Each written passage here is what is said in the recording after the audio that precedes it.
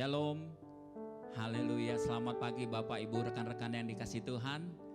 Puji nama Tuhan, pagi hari ini kita boleh hadir kembali di dalam ibadah online yang diadakan oleh GSKI Pantai Indah Kapuk. Saya percaya ada berkat-berkat khusus yang Tuhan sudah sediakan buat setiap pribadi kita, amin. Mari kita mau siapkan hati kita datang kepada Bapa kita di surga. Datang dengan kerinduan hati yang sungguh, minta jamahan kasih dan kuasa-Nya menyertai melawat kita pagi hari ini. Bapa, di dalam nama Yesus kami datang, kami mau mengucap syukur untuk kasih dan anugerah-Mu yang selalu baru buat hidup kami. Kami boleh melewati hari demi hari hingga pada minggu ini kami boleh hadir kembali di dalam ibadah online kami di hadapan hadirat-Mu. Engkau memperkenankan tubuh jiwa dan roh kami, layakkan keberadaan kami. Bahkan kami mintakan Tuhan berkati ibadah online kami pada pagi hari ini. Beracara dengan bebas ya Roh Kudus, Kau lawat setiap kami, berkati setiap kami. Di dalam nama Yesus kami buka ibadah online kami ini. Haleluya. Amin.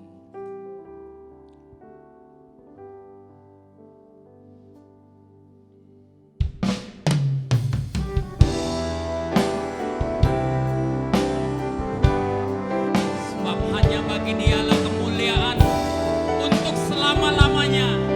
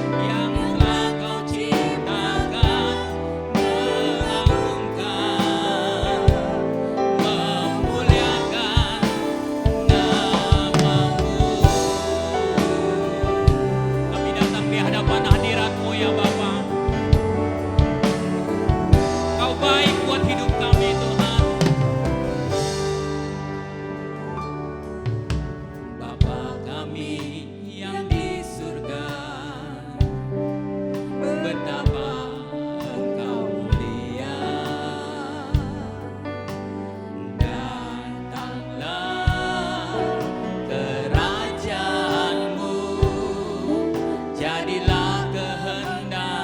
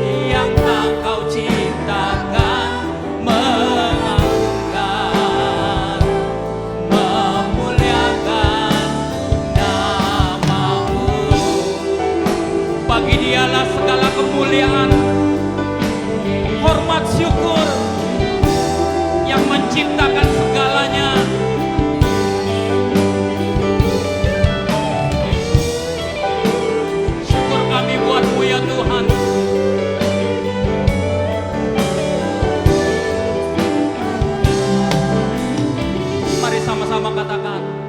Sebab hanya Engkaulah yang mempunyai kuasa kerajaan, kemuliaan, biar semua yang hidup yang telah Kau ciptakan mengagungkan, memuliakan nama-Mu. Hanya Engkaulah yang mempunyai kuasa kerajaan, amin, kemuliaan, biar semua yang hidup yang tak Kau ciptakan mengagungkan, memuliakan nama-Mu, mengagungkan, mengagungkan, memuliakan nama-Mu, mengagungkan nama-Mu Tuhan, mengagungkan, memuliakan nama-Mu. Mari puji, naikkan syukur, haleluya, bagi Allah pujian kami, haleluya, haleluya, hanya bagi Allah, haleluya, glory, haleluya, haleluya. Kau baik buat hidup kami Tuhan, Kau baik, Kau baik, besar setia Allah, besar kasih setia-Mu Tuhan, selalu baru rahmat-Mu, haleluya, haleluya, terima kasih Tuhan, haleluya, haleluya. Terima kasih pagi hari ini Tuhan, kami siap dilawat dan diberkati oleh-Mu. Di dalam nama Yesus kami buka ibadah kami. Haleluya, amin, haleluya. Jalan tak selalu rata.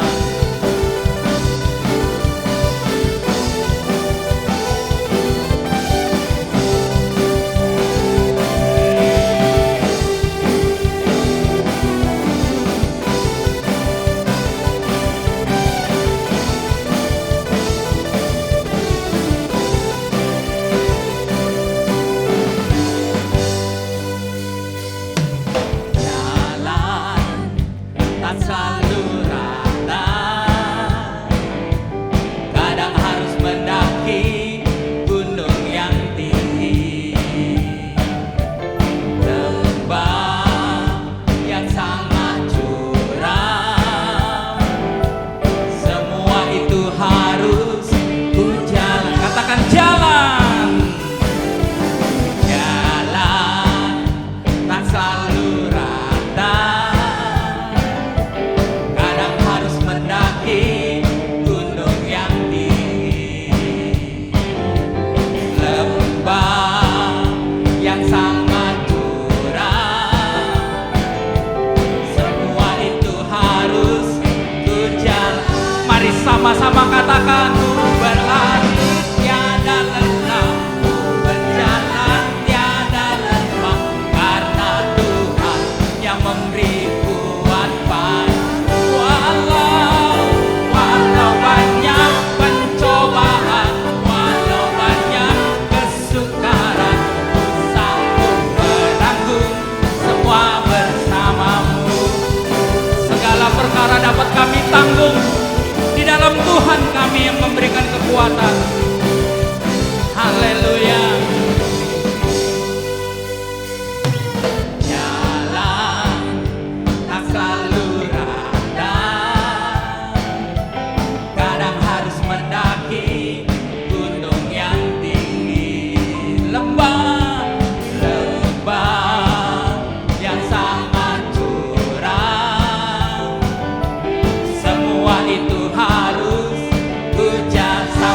Ayo katakan, ku berlari tiada lelah, ku berjalan tiada lemah, karena Tuhan yang memberi kuat padaku. Walau banyak perjuangan, walau banyak kesukaran, ku sanggup menanggung semua bersama. Ku berlari tiada lelah, berjalan tiada lemah, karena Tuhan yang memberi kuat padaku. Walau banyak pencobaan, walau banyak kesukaran, ku sanggup menanggung semua bersama. Ku sanggup menanggung semua bersama. Katakan, ku sanggup menanggung semua bersamamu. Haleluya. Segala perkara dapat kami tanggung di dalam Allah yang memberikan kekuatan. Amin. Tiba saatnya kita mau mendengarkan kebenaran firman. Mari jadikan hati kita sebagai tanah yang subur, sehingga ketika benih firman itu ditaburkan, dia akan dapat bertumbuh, berbuah untuk kemuliaan Bapa di surga. Tuhan tinggallah sertaku.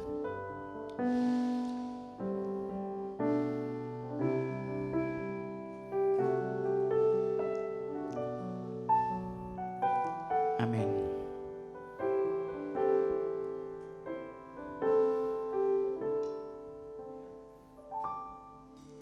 Tuhan tinggallah sertaku, hari telah senja, waktuku pulang kembali menghadap Bapa.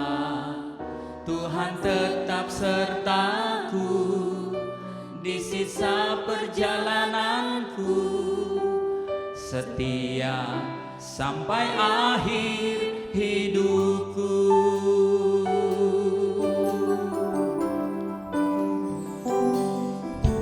Tuhan tinggallah sertaku, hari telah senja, waktuku pulang kembali menghadap Bapa.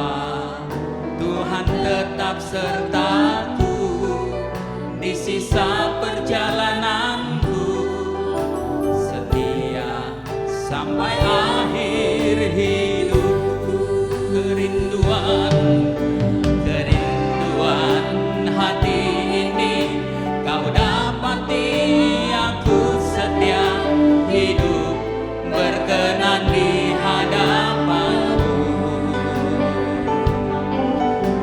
Saat ku menutup mata, tunai sudah panggilanmu, menggenapi rencanamu Bapa. Tuhan tinggallah sertaku, Tuhan tinggallah sertaku, hari telah senja, waktuku pulang kembali menghadap Bapa. Tuhan tetap sertaku di sisa perjalananku, setia sampai akhir hidup. Kerinduan hati ini kau dapati, aku setia hidup berkenan di hadapanmu. Saat ku menutup mata,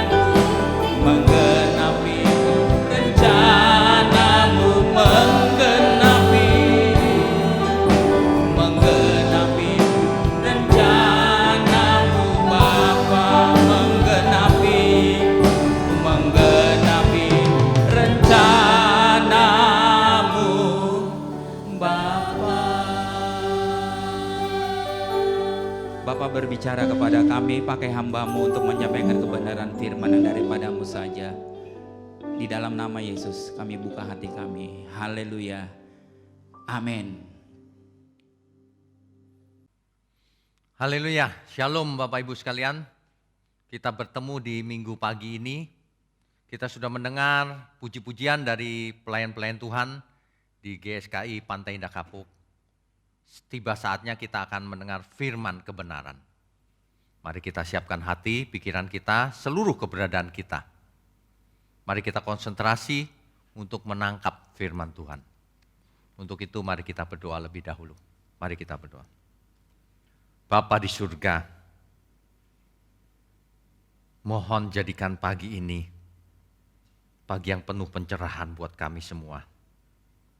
Berkati program ini, berkati pekerjaan Tuhan ini, agar kami semua boleh menjadi berkat. Dan firman ini didengar sampai ke ujung bumi. Didengar sampai ke seluruh bangsa di dunia. Bapa di surga, pakai mulut hamba-Mu untuk menyampaikan kebenaran ini. Hanya di dalam nama Tuhan Yesus kami berdoa. Amin. Amin. Bapak Ibu sekalian, di dalam hidup ini, seringkali pencobaan itu datang. Tidak ada seorang pun di dunia ini yang tidak pernah mengalami pencobaan. Tidak ada. Dunia ini memang penuh dengan masalah. Tetapi bagaimana seseorang menghadapi masalah, itulah yang menjadi inti dari semua persoalan yang sebenarnya.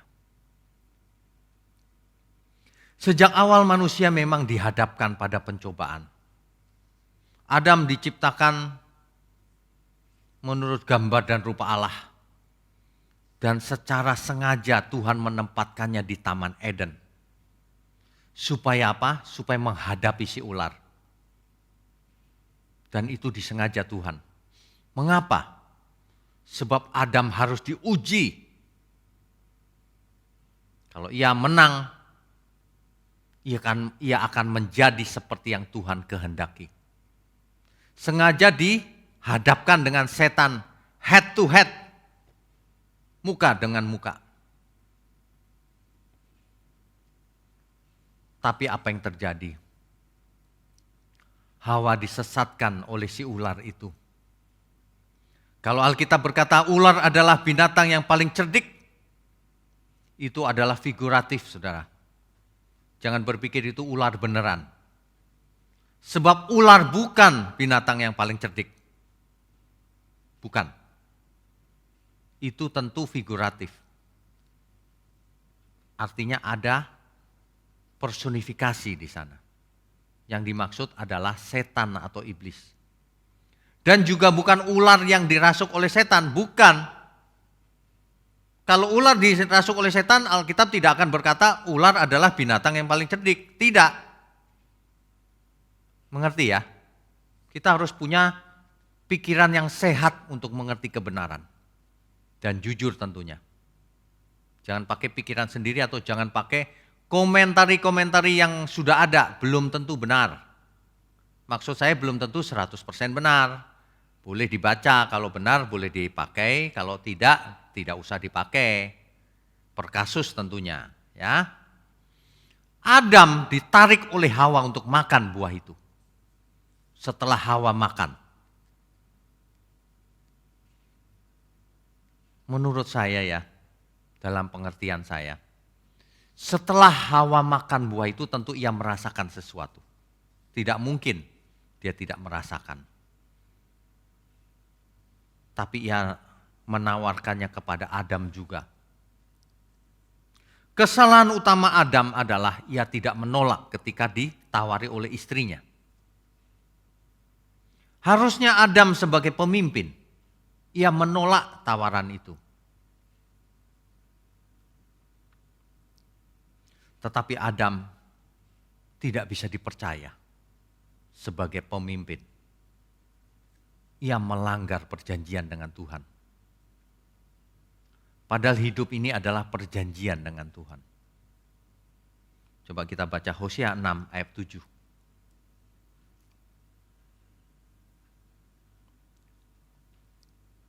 Hosea pasal 6 ayatnya yang ke-7. Tetapi mereka itu telah melangkahi perjanjian di Adam. Di sana mereka telah berkhianat terhadap aku. Kalimat ini agak aneh. Melangkahi perjanjian di Adam katanya. Padahal Adam bukan nama lokasi. Di Eden mestinya begitu ya. Kalau di Adam ini maksudnya apa? Mestinya begini pengertiannya. Tetapi mereka itu telah melanggar perjanjian seperti Adam. Melanggar perjanjian. Adam disetting untuk menguasai bumi dengan seluruh isinya. Itu merupakan perjanjian. Perintah dari Tuhan. Untuk itulah Adam diciptakan. Malah Adam melanggar langsung perintah Tuhan yang cuma satu-satunya itu. Jangan kau makan buah itu. Malah dilanggar. Adam dalam hal ini lebih mendengar suara istrinya. Tentu saja lebih mendengar suara ular itu karena istrinya mendengar si ular. Dibandingkan dengan suara Allah. Sebab Allah berfirman, jangan kau makan, nanti kamu mati. Tetapi Adam mengabaikan perkataan Tuhan.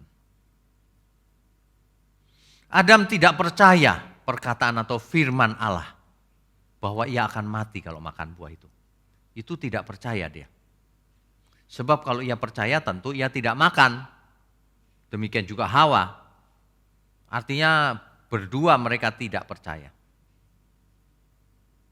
Sebab tidak mungkin mereka menginginkan kematian.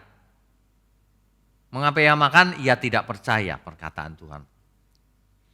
Atau minimal mereka anggap enteng perkataan Allah.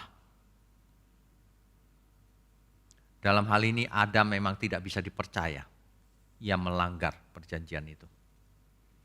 Dalam hal ini Adam diadu dengan si iblis, kalah.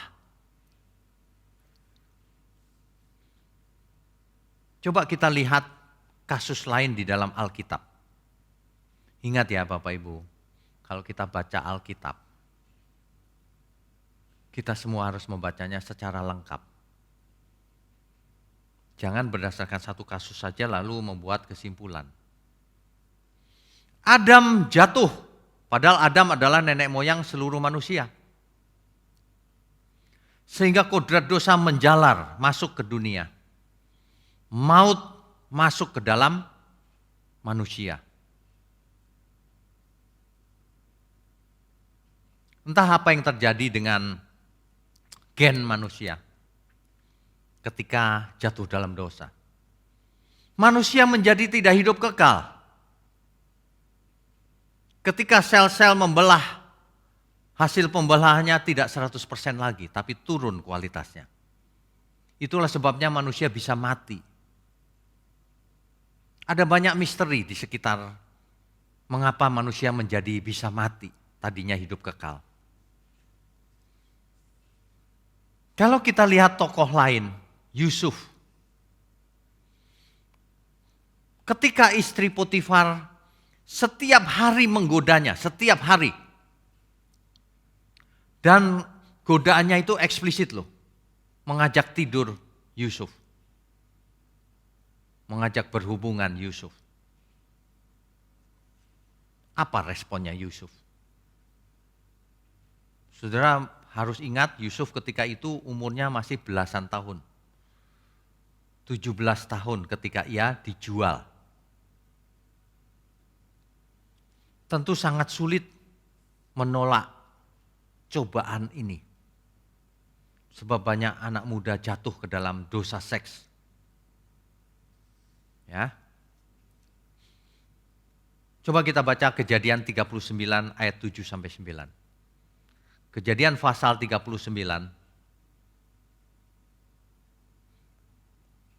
ayatnya yang ke 7 sampai 9. Saya bacakan ya. Selang beberapa waktu, istri tuannya memandang Yusuf dengan birahi. Rupanya istri Potifar ini birahi melihat Yusuf. Lalu katanya, marilah tidur dengan aku.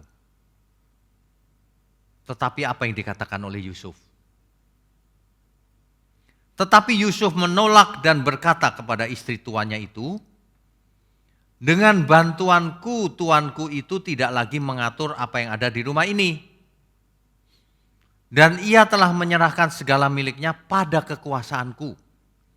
Yusuf menguasai seluruh milik Potifar. Bahkan di rumah ini ia tidak lebih besar kuasanya daripadaku. Bayangkan, kekuasaannya Potifar didelegasikan kepada Yusuf. Yusuf boleh melakukan apa saja di rumah itu.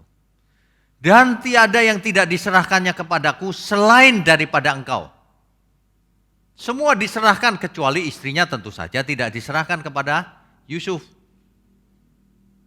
Sebab engkau istrinya. Bagaimanakah mungkin aku melakukan kejahatan yang besar ini dan berbuat dosa terhadap Allah? Inilah kunci mengapa Yusuf tidak jatuh ke dalam dosa. Bagaimana mungkin aku berbuat jahat? Yaitu menyalahgunakan kepercayaan tuannya yang diberikan kepadanya untuk mengelola seluruh isi rumahnya. Jadi sebagai hamba, budak, Yusuf diberi kepercayaan oleh tuannya. Dan Yusuf adalah budak yang baik. Bagaimana mungkin aku berbuat jahat? Menyalahgunakan kekuasaan atau kepercayaan yang diberikan kepada Yusuf oleh tuannya. Itulah mengapa Yusuf tidak jatuh dalam dosa. Sebab ia memegang teguh kepercayaan yang diberikan kepadanya. Hari ini banyak orang jatuh ke dalam dosa. Sebab ia tidak bisa dipercaya. Banyak orang tidak bisa dipercaya. Dipercaya menjadi bendahara korupsi. Dipercaya memegang toko korupsi. Dipercaya memegang bisnis. Dibawa lari modalnya. Memang rusak karakternya, tidak bisa dipercaya. Makanya jatuh ke dalam dosa. Tapi Yusuf punya integritas yang sempurna. Ia tidak mau bersalah kepada tuannya yang di bumi. Dalam hal ini Potifar. Dan berbuat dosa kepada Allah. Ia tidak mau berbuat dosa kepada Allah. Itulah yang menjadi landasan bagi Yusuf sehingga ia tidak pernah jatuh ke dalam dosa. Hal ini hendaknya menjadi pelajaran buat kita semua. Apalagi kita sudah hidup di bawah, tidak hidup di bawah hukum Taurat lagi. Apalagi kita sudah hidup di zaman perjanjian baru. Di zaman Roh Kudus tinggal dalam diri kita. Di zaman Tuhan Yesus sudah menebus kita. Di zaman Alkitab sudah lengkap. Di zaman gereja. Mestinya kita jauh lebih hebat dibanding Yusuf. Mestinya kita malu kalau kita berbuat dosa kepada Yusuf. Yusuf integritasnya luar biasa. Kekurangan banyak manusia hari ini adalah tidak punya integritas. Ketika sekolah, baru lulus sarjana, sudah sombong merasa hebat. Tidak punya integritas. Baru kaya sedikit, sudah sombongnya minta ampun. Baru kaya sedikit, pikirannya sudah kawin lagi. Baru diberi kepercayaan sedikit, sudah korupsi.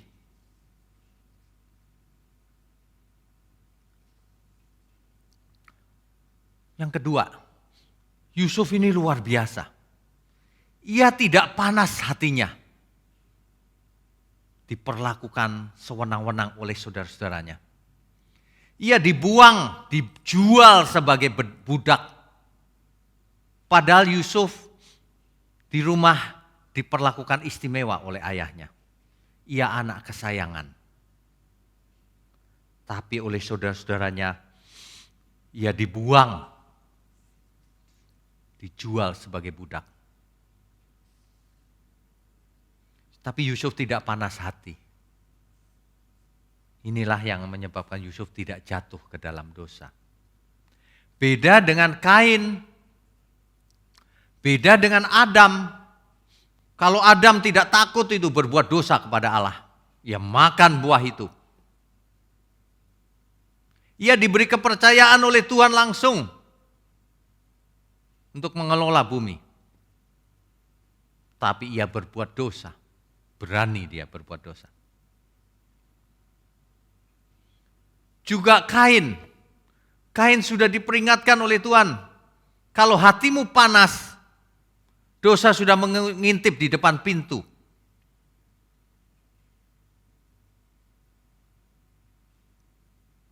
Dan maut sudah mengancam. Tapi Kain melampiaskan panas hatinya dengan membunuh adiknya. Akhirnya ia jatuh ke dalam dosa, membunuh adiknya. Yusuf tidak demikian. Ia tidak panas hati. Kalau kita belajar dari Yusuf saja, harusnya kita tidak jatuh dalam dosa. Siapa yang masih panas hati kepada orang-orang yang mengkhianati kita? Yang masih panas hati kepada saudara-saudaranya yang suka bully kita? Segera bertobat sebelum jatuh ke dalam dosa. Sebelum jatuh ke dalam pencobaan.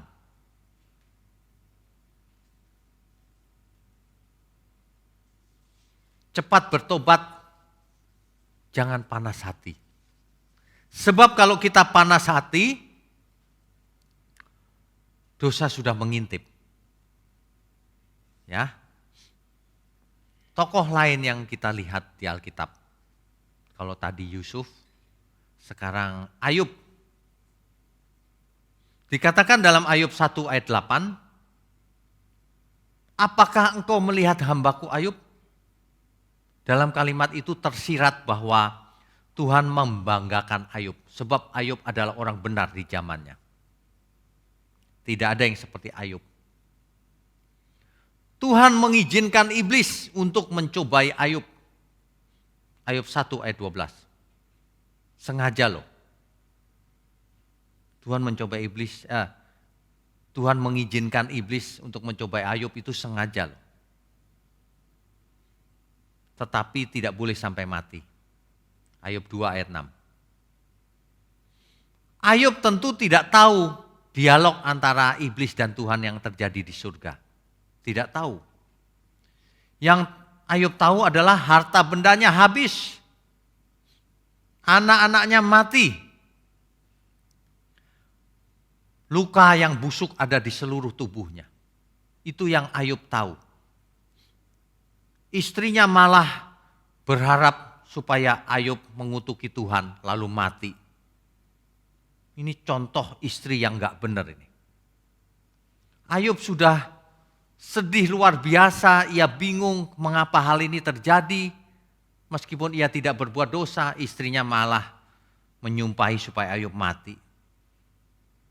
Bahkan sahabat-sahabat Ayub menuduh Ayub telah berbuat dosa.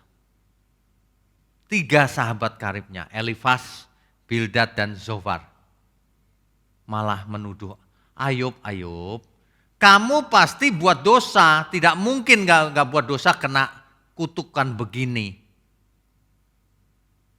Begitu kira-kira. Ayub amat sangat menderita. Amat sangat menderita. Ayub 2 ayat 12 sampai 13. Meskipun Ayub sempat mengeluh, tetapi akhirnya ia menyerah ketika Tuhan menjawabnya. Coba kita baca Ayub 38 ayat 1. Ayub pasal 38 ayatnya yang pertama.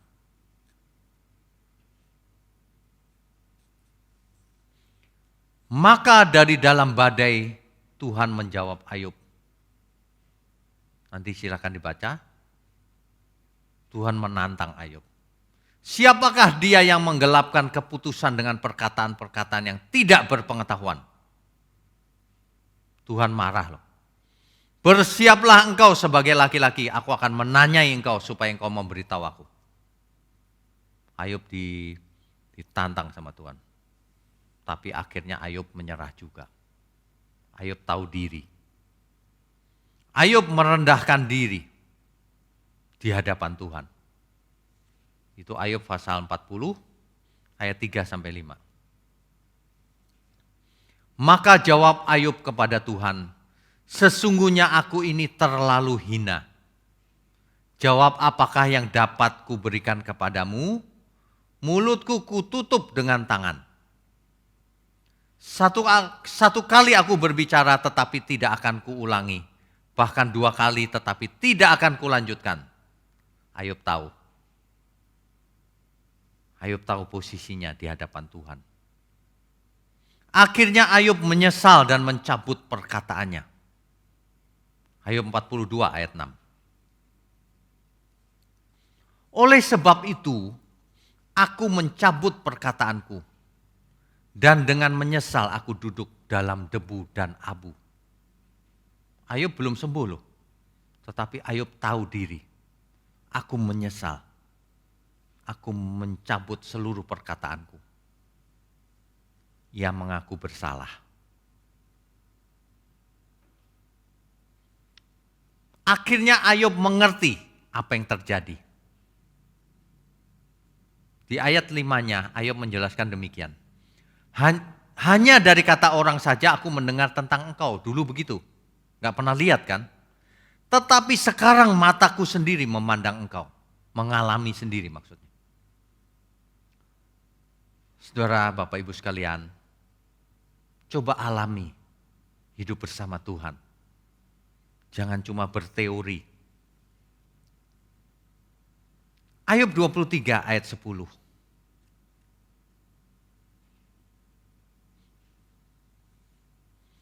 Karena ia tahu jalan hidupku.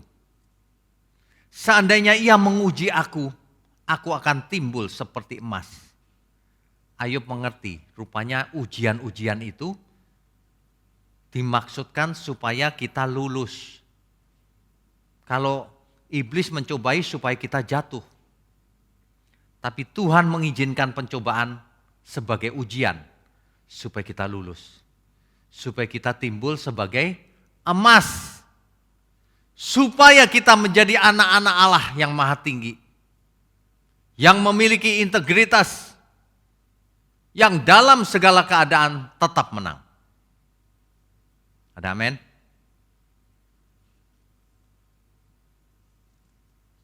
Tokoh Ayub tidak jatuh ke dalam pencobaan.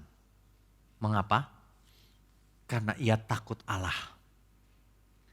Karena ia takut Tuhan. Karena ia tahu diri. Ia merendahkan diri di hadapan Tuhan. Ia menyesal mencabut perkataannya yang berani menanyai Tuhan. Siapapun saudara, kalau hari ini mengalami masalah. Pak, istriku mati kena COVID, Pak. Anak-anakku juga. Tinggal aku sendiri, Pak. Bagaimana ini? Saudara sekalian, terkadang kita memang tidak tahu jawabannya. Tapi pastikan kita merendahkan diri di hadapan Tuhan. Pilihan apa yang kita punya? Terkadang kalau seseorang buat salahnya terlalu besar, maka tidak ada solusi lagi. Tidak ada solusinya. Solusinya cuma satu. Kita serahkan diri kita kepada Tuhan. Seandainya seseorang jatuh ke dalam hutang yang besar, tidak bisa bayar. Ya sudah, serahkan diri saja tuh kepada si pemberi hutang. Tuhan, aku tidak bisa bayar. Terserah Tuhan maunya apa. Aku bersedia mengangsur kalau aku sudah punya uang. Masuk penjara pun aku mau. Udah, menyesal saja, menyerah, bertanggung jawab. Setelah itu cari Tuhan, Tuhan aku sudah berbuat salah. Aku menyesal, aku tidak akan mengulanginya lagi. Yang penting kita bersama Tuhan. Jangan satu dosa ditutupi dengan dosa yang lain. Nipu sana untuk membayar ini. Gali lubang, tutup lubang. Tidak selesai-selesai masalahnya. Jangan sampai tiba-tiba malam ini ada yang mati, tapi dosanya belum dibereskan. Kita harus bereskan seluruh dosa kita sebelum kita mati. Ada amin? Jangan berkata masih muda Pak, masih muda bisa serangan jantung mendadak. Jangan terlalu yakin. Kita harus cari Tuhan semaksimal mungkin. Selagi masih ada waktu. Amin ya. Rasul Paulus adalah teladan yang luar biasa. 1 Korintus 9 ayat 27. 1 Korintus 9 ayatnya yang ke-27. Rasul Paulus ini tulisannya hampir memenuhi perjanjian baru. Sekitar 2/3-nya itu tulisan Rasul Paulus. Dan ia memang ditemui Tuhan secara langsung. Rasul Paulus sangat dipakai Tuhan untuk mengungkapkan kebenaran kepada orang-orang seluruh manusia, tidak hanya orang Yahudi. Ya. Saya bacakan ayat 27. 1 Korintus 9 ayat 27. Tetapi aku melatih tubuhku dan menguasai seluruhnya. Ia melatih tubuhnya dan menguasai seluruhnya. Supaya sesudah memberitakan Injil kepada orang lain, jangan aku sendiri ditolak. Dalam teks asli Alkitab, jangan aku sendiri adokimos. Jangan aku sendiri tidak memenuhi syarat. Jangan aku sendiri tidak berkenan di hadapan Tuhan. Jangan aku sendiri tidak menyenangkan Tuhan. Jangan aku sendiri nilainya rendah di hadapan Tuhan. Itu artinya adokimos. Untuk itu perlu melatih diri, perlu menguasai seluruhnya. Perlu menguasai kedagingan kita. Perlu menguasai kodrat dosa yang ada dalam diri kita. Perlu menguasai segala keinginan kita yang tidak benar. Perlu menguasai segala hawa nafsu yang membuat kita jatuh ke dalam dosa. Perlu menguasai seluruh beban dan dosa agar kita menjadi pemenang. Agar kita menang dalam setiap ujian. Itulah yang dikehendaki oleh Tuhan.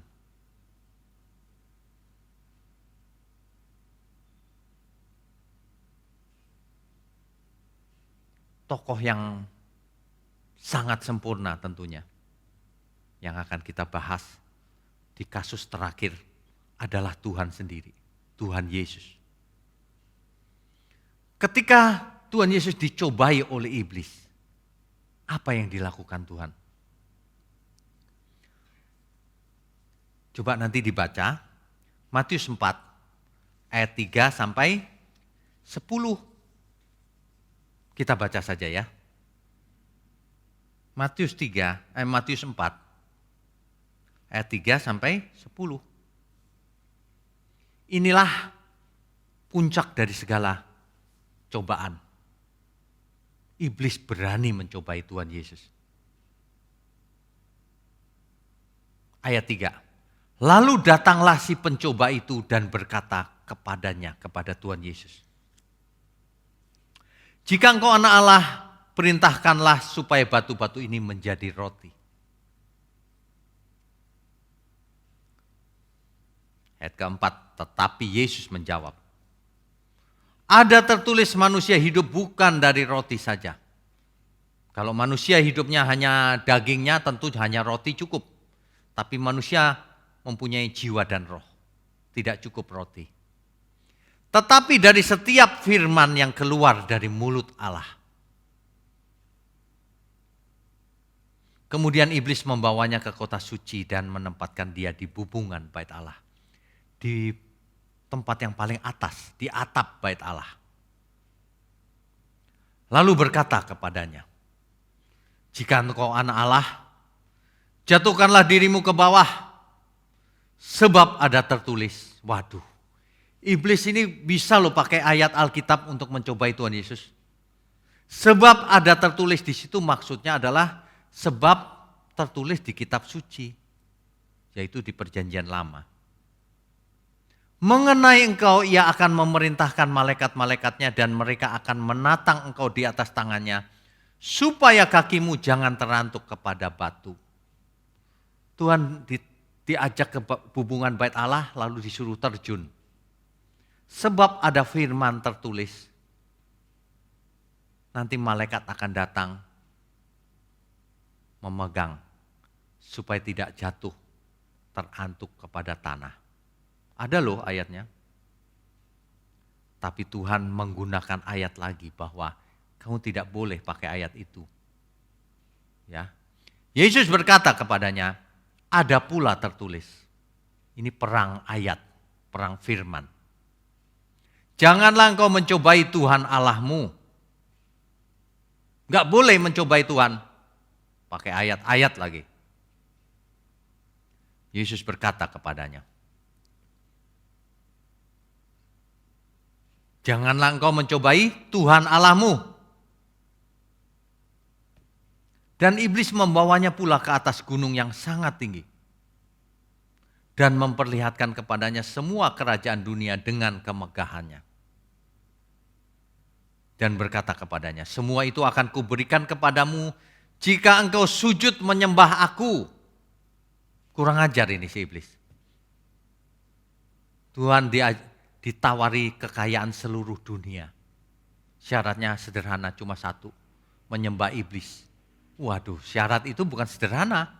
Syarat itulah yang membinasakan ketika seseorang menyembah iblis untuk mendapatkan seluruh dunia.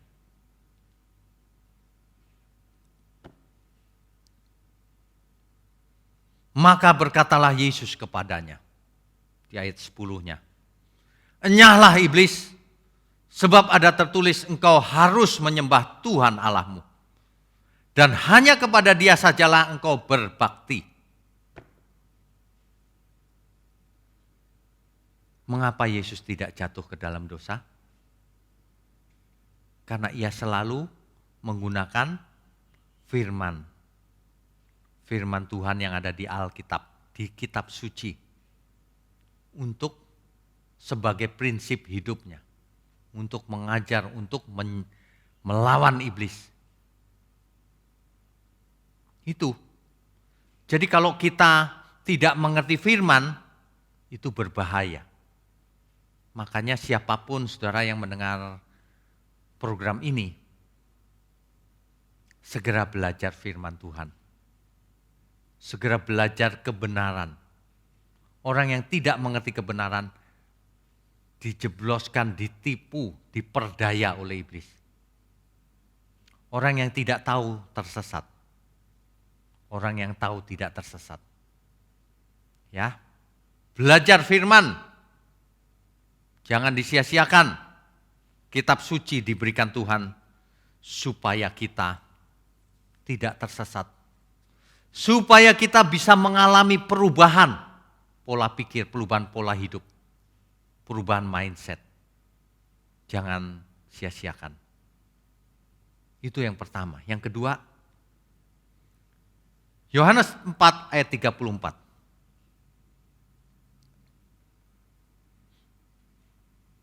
Kata Yesus kepada mereka, makananku ialah melakukan kehendak Dia yang mengutus aku dan menyelesaikan pekerjaannya.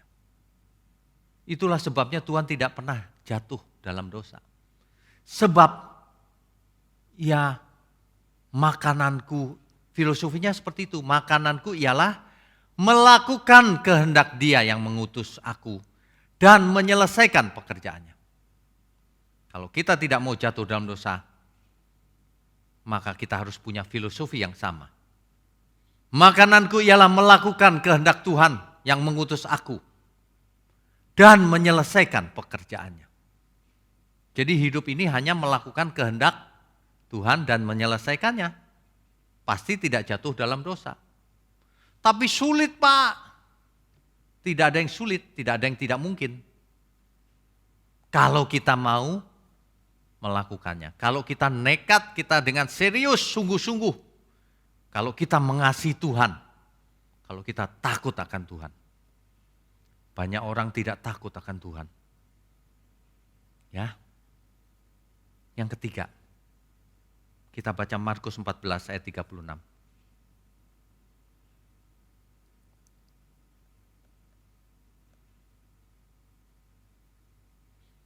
Katanya, ya Aba, ya Bapa, tidak ada yang mustahil bagimu. Ambillah cawan ini daripadaku. Tuhan sempat berpikir, cawan ini kalau bisa kau ambil Bapak. Karena berat. Bebannya berat menebus dosa manusia itu. Tetapi kuncinya, tetapi janganlah apa yang aku kehendaki, melainkan apa yang kau kehendaki. Kalau kita tidak mau jatuh dalam dosa, matikan diri sendiri. Bukan apa yang ku kehendaki, tapi Tuhan, kehendakmu Tuhan. Itu prinsipnya. Hari ini banyak sekali ajaran yang justru keinginan manusianya ditimbulkan. Kau pengen apa? Imani. Itu pelajaran itu merusak. Kedagingan manusia kalau dipancing keluar dia. Aku pengen tas mewah, aku pengen ini, pengen itu. Dalam nama Yesus lagi. Aku imani. Hidup nanti keinginannya dan hawa nafsunya. Kalau baru bertobat boleh, masih belum mengerti. Tapi kalau sudah Kristen lama masih begitu, nanti jatuh dalam dosa biasanya. Perhatikan, banyak hamba Tuhan jatuh ke dalam dosa. Kalau enggak dosa seks, dosa uang. Teologi kemakmuran. Mengapa? Karena prinsipnya tidak sama dengan prinsipnya Tuhan Yesus. Mestinya iman yang paling hebat itu adalah biarlah kehendakmu yang jadi, bukan kehendakku. Itu bukannya aku klaim pasti terjadi. Itu bukan iman yang dewasa. Itu kanak-kanak. Dari dulu kok tidak bertumbuh terus imannya. Ini merusak cara berpikirnya orang Kristen, orang percaya. Merusak iman. Iman itu justru penyerahan terhadap Tuhan. Tuhan terserah. Kalau aku harus mati, aku menyerah kepadamu.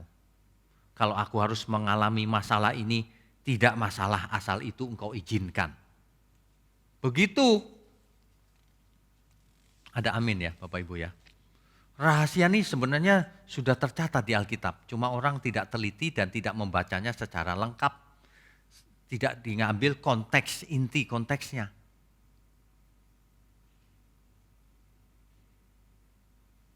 Bapak Ibu sekalian, kalau kita perhatikan kasus-kasus di Alkitab, harusnya manusia bisa menang terhadap setiap ujian atau pencobaan. Apalagi zaman sekarang, kita sudah ditebus, tidak dipersoalkan dosa masa lalu kita. Kita sudah disertai Roh Allah yang Maha Tinggi. Segala karunia ada dalam diri kita. Sumbernya ada Roh Allah dalam diri kita.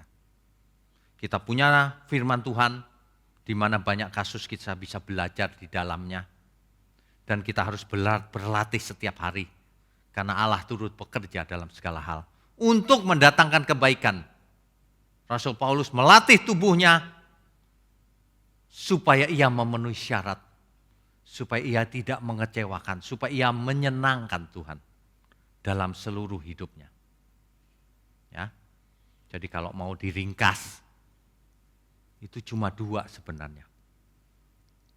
Kalau supaya kita tidak jatuh dalam pencobaan atau ujian.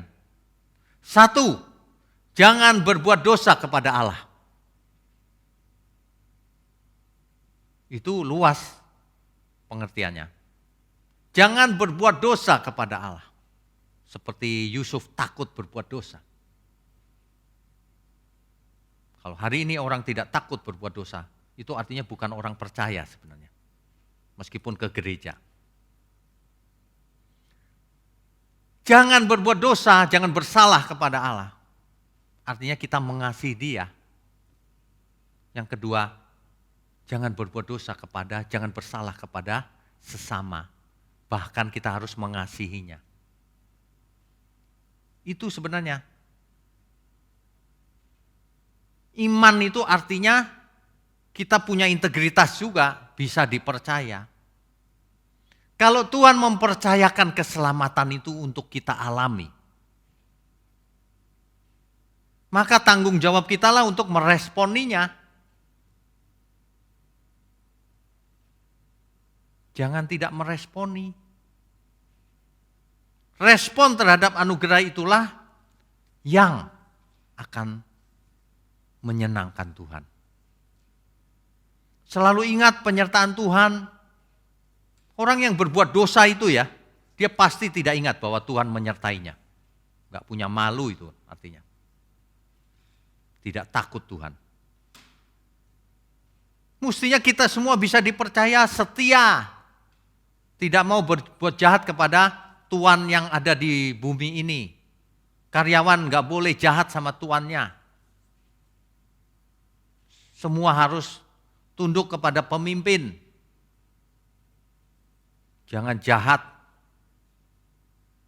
Ciri kebenaran itu bisa dipercaya. Setia. Jangan panas hati. Dihapus, dibuang semua sakit hati yang ada. Bersihkan hati kita. Percaya dalam segala keadaan. Ingat Tuhan menyertai kita. Jangan bersungut-sungut. Selalu melatih diri seperti Rasul Paulus. Kuasai seluruh hidup kita. Jangan kita yang dikuasai olehnya. Kita yang menguasai seluruh hidup kita. Dalam segala hal. Selalu memakai Alkitab. Sebab ada tertulis. Seperti Tuhan Yesus melawan setan. Untuk itu diperlukan belajar firman yang lengkap.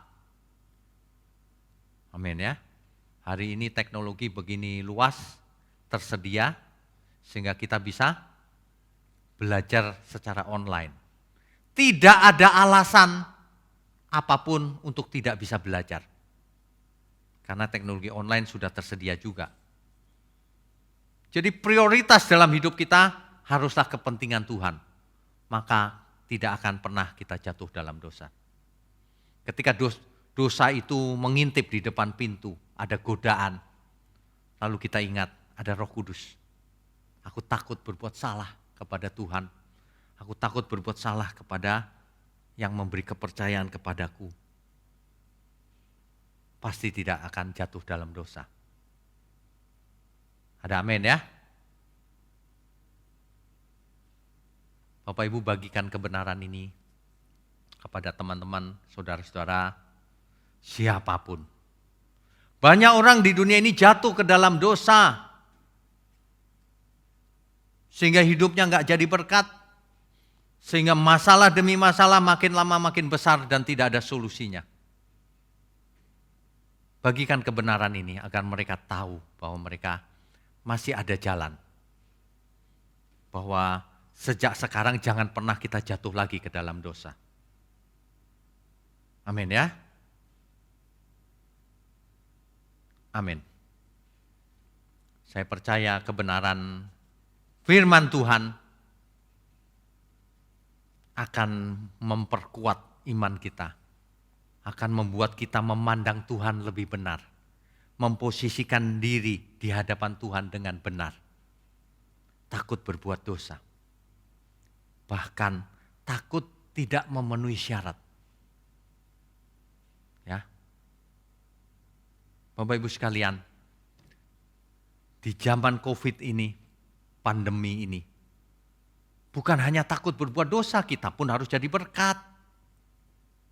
Kalau zaman vaksin, ayo ikut vaksin. Jangan suka aneh-aneh, jangan percaya hoax. Wah, nanti kalau disuntik vaksin itu ada chipnya, Pak. Jangan percaya yang begitu-begituan, ya. Illuminati, Pak. Waduh, hoax ini sudah masuk ke pikiran banyak orang. Nanti kita nggak jadi berkat. Orang Kristen nggak mau divaksin, nggak jadi berkat. Jangan aneh-aneh. Makanya belajar yang benar Alkitab. Supaya kita bisa mengatakan sebab ada tertulis. Amin, Bapak Ibu. Hidup kita cuma satu kali. Mari kita dukung program ini. Kita dukung kebenaran supaya sampai ke ujung bumi. Amin ya. Bagikan ini kemanapun Bapak Ibu mempunyai kenalan. Kemanapun Bapak Ibu pergi. Amin ya. Amin. Mari kita berdoa. Bapa di surga, terima kasih untuk firman-Mu. Kami percaya program ini menyenangkan Tuhan. Kami percaya melalui program ini banyak saudara-saudara kami diberkati. Meskipun dipisahkan oleh jarak yang jauh. Ada yang di Amerika, ada yang di Eropa, ada yang di Jepang, dan ada yang di mana-mana. Mendengar program ini dan diberkati. Terima kasih Bapa. Hamba berdoa secara khusus untuk umat-Mu dimanapun yang berada yang mendukung program ini. Kau berkati secara khusus agar melalui hidupnya firman Tuhan akan sampai menjangkau lebih banyak lagi jiwa. Terima kasih Bapa. Kami juga berdoa untuk seluruh kami yang mendengar firman-Mu ini. Dan semua kami, semua umat-Mu yang akan mendengar firman ini. Engkau berkati dengan kesehatan, umur panjang. Agar kami punya banyak kesempatan untuk belajar, mengubah diri. Untuk menyenangkan Tuhan di seluruh hidup kami. Terima kasih Bapa, mari angkat tangan kita. Kami sambut segala berkat. Berkat jasmani, berkat rohani. Dari Bapa kita di surga, dari Tuhan Yesus. Dalam persekutuan dengan Roh Kudus. Sampai selama-lamanya. Haleluya. Amin.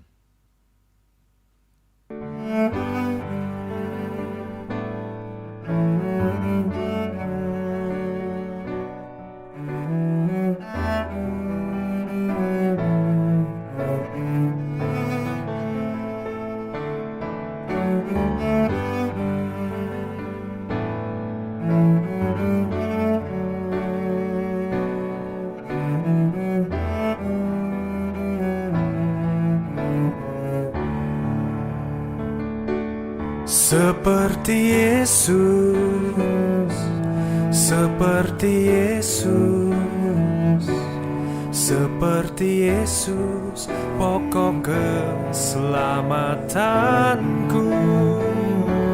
Seperti Yesus, seperti Yesus, yang selalu menyukakan hatimu.